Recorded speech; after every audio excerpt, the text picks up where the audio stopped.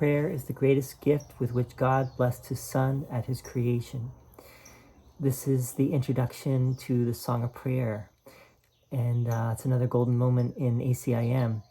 This is a supplement. The Song of Prayer is not part of the Course in Miracles proper. The Course in Miracles is the text, the workbook, and the manual for teachers, including the clarification of terms. And then this supplement came later. This supplement came after the Course. I believe it came after the Course was already published. It might have come right in the years just prior to 1976. It was published. The Course was published in 1976. There was also another supplement, the psychotherapy supplement. I thought we'd just read the intro, especially because I've done a couple videos now. One was Not One Note in Heaven's Song Was Missed, right? We did that a couple days ago, and then the Forgotten Song I did yesterday, and now we got the Song of Prayer. And these are all obviously related because it's all the same thing. It's all the Course. And the Song of Prayer, if you have not read the Song of Prayer, I did a whole series on this, but the Song of Prayer is really an amazing supplement. And you might ask yourself, why did Jesus give the Song of Prayer? Well, one is because people were wondering, what does the Course teach about prayer? What do you pray to God? If God is eternal love, and God does not even know about the illusion, who do you pray to? What do you pray for? How do you pray? Right? What's going on here? This is not your grandmother's Christianity. This is not Christianity per se. This is a Christ-centered spiritual teaching that is unique. And if you think this is Christianity, you may be going astray with the Course, because the Course is using Christian terms, but oftentimes in unique ways that you would not necessarily find in the Bible or Christian theology. I think actually you find a lot of these ideas in different mystics and saints of the Christian tradition, but not in like mainstream. So anyway, let's read Song of Prayer, introduction, 3 paragraphs. Prayer, paragraph 1. Prayer is the greatest gift with which God blessed his Son at his creation. It was then what it is to become. The single voice creator and creation share. The song the Son sings to the Father, who returns the thanks it offers him unto the Son. Endless the harmony, and endless too the joyous concord of the love they give forever to each other. And in this, creation is extended. God gives thanks to his extension in his Son. His Son gives thanks for his creation in the song of his creating in his Father's name. The love they share is what all prayer will be throughout eternity when time is done. For such it was before time seemed to be. Paragraph 2. To you who are in time a little while, prayer takes the form that best will suit your need. You have but one. What God created one must recognize its oneness and rejoice that what illusions seem to separate is one forever in the mind of God. Prayer now must be the means by which God's Son leaves separate goals and separate interests by, and turns in holy gladness to the truth of union in his Father and himself. Paragraph 3. Lay down your dreams, you holy Son of God, and rising up as God created you, dispense with idols and remember him. Prayer will sustain you now and bless you as you lift your heart to him in rising song that reaches higher and then higher still until both high and low have disappeared. Faith in your goal will grow and hold you up as you ascend the shining stairway to the lawns of heaven and the gate of peace. For this is prayer, and here salvation is.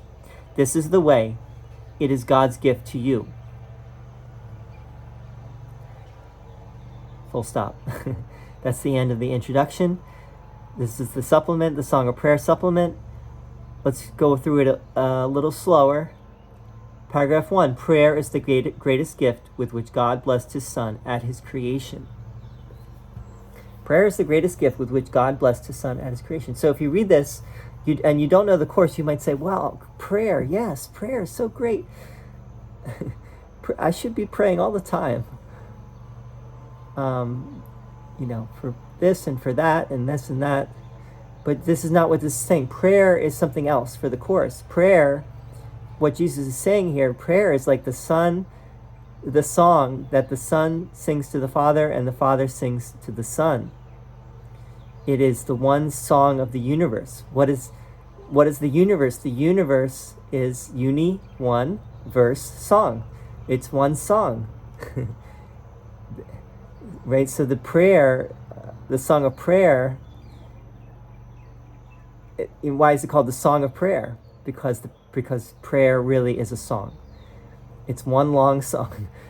It's a song for eternity. The song that never ended, that is still going. Right? The forgotten song. Remember the forgotten song? The forgotten song is the song of eternal love. That, again, the Father sings to the Son and the Son sings back to the Father for all eternity. And that's just a figure of speech, because in reality, the Father disappears into the Son and the Son disappears into the Father. And this is what Jesus says in the text. This is getting at a non-dual reality. But he's using words. He's using dualistic language to point to a non-dualistic reality. Prayer is the greatest gift with which God blessed his Son at his creation. It was then what it is to become the single voice creator and creation share. The song the Son sings to the Father, who returns the thanks it offers him unto the Son. So prayer is the song of love between the Father and the Son. And remember that who is the Son? We all are the Son. Everyone is the Son. We're all the Son of God, the one Son of God. There is only one Son, and we're all it. Even if you're a woman, you're the Son. And that's not patriarchal language. It could be seen that way, but this is just figurative language. So it's a song of thanksgiving. True prayer is a song of thanksgiving. It's just eternal gratitude, endless the harmony, endless to the joyous concord of the love they give forever to each other. Right? So endless. It's an endless song. And in this creation is extended. This song is the song of creation. The song is the song of love and love and love and love. and there is only love, and love is the only creation, because God can only create love. So love is only God's creation. And love is the song, and the song is love and gratitude. And in this creation is extended. God gives thanks to his extension in his Son. His Son gives thanks for his creation in the song of his creating in his Father's name. The love they share is what all prayer will be throughout eternity when time is done, for such it was before time seemed to be. So prayer, true prayer. This is true prayer, not just prayer, what we think of as prayer. We think of prayer. Well, first of all, we don't pray usually until there's a problem, right? Then we start praying. But true prayer is not like that. True prayer is gratitude all the time. Every moment is a prayer. Every step is a prayer. This is what this course is getting at, is a continual remembrance, right? Remembering with every step. It's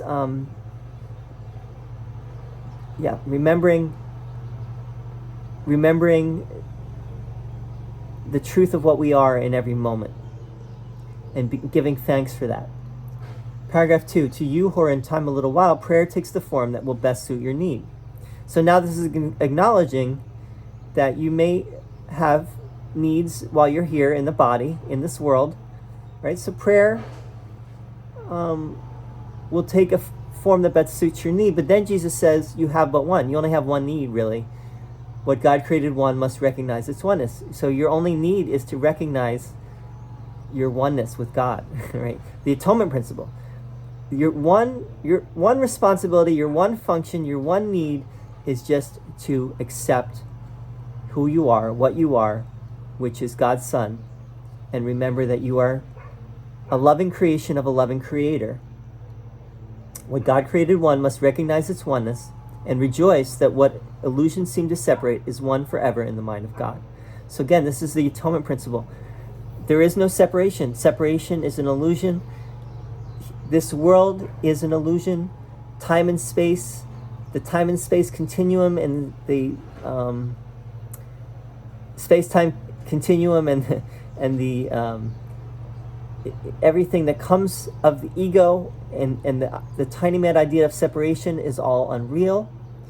So prayer, true prayer, is just remembering that, and yet we may have needs while we're here, but we need to keep remembering that we really only have one need. Because whenever we pray because we have a problem, we actually that's coming from ego. So we have to keep in mind that is ego. Because the only true prayer is to accept the atonement principle. What Jesus is saying is that our only problem is separation, right? The only solution is that separation didn't happen. Prayer now must be the means by which God's Son leaves separate goals and separate interests by and turns in holy gladness to the truth of union in his Father and himself. So we have no need but one, to see, to recognize, to realize that separation in all its forms is illusory, and that we still are one with God, and that has never changed. And the forgotten song is still there. It's still, the music never stopped. Not one note in heaven's song was ever missed. And that's the song we need to get back to. Paragraph 3, lay down your dreams, you holy Son of God, and rising up as God created you. Dispense with idols and remember him. What are idols? Idols are anything that tells you that separation is real. Prayer will sustain you now and bless you as you lift your heart to him in rising song that reaches higher and then higher still until both high and low have disappeared. Ultimately, there is no high and low are also illusory, right? There's only oneness. There's only love, and love is equal. That's why there is no God, there is no Father and Son in reality.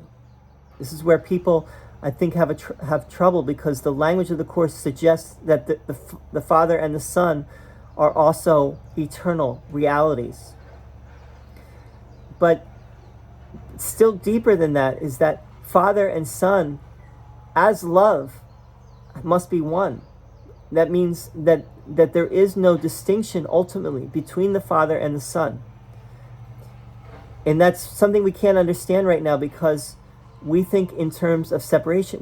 We think in dualistic terms. We use language, and language is of the ego. Language is of this world. Language is there because there is separation, or there appears to be separation. And so we use language because there are subjects and objects. Language is what subjects need to describe objects, to talk about things, right? But if you're one with everything, then language is not necessary. Prayer will sustain you now and bless you as you lift your heart to him in rising song that reaches higher and then higher still until both high and low have disappeared. Faith in your goal will grow and hold you up as you ascend the shining stairway to the lawns of heaven and the gate of peace. This is a ladder, right? It's good to think in terms of a ladder, that we're ascending a ladder. This course is a process. This course is not like a one-shot deal, like all of a sudden you're going to wake up and that's it. No, you have to work through your fear, and you have to ascend higher and higher. By letting go of your fear, you will go higher and higher, so to speak, until high and low are no more, right? until there's no more ladder, right? The ladder is gone, and you just realize that the ladder was an illusion as well. And by the way, the ladder is also the stairway, right? The stairway to heaven. Now this is Jesus talking about the stairway to heaven. And where did Led Zeppelin get that? Well, that idea had been around, right? The stairway to heaven. And Jesus is also using it here. Did Jesus know the song Stairway to Heaven?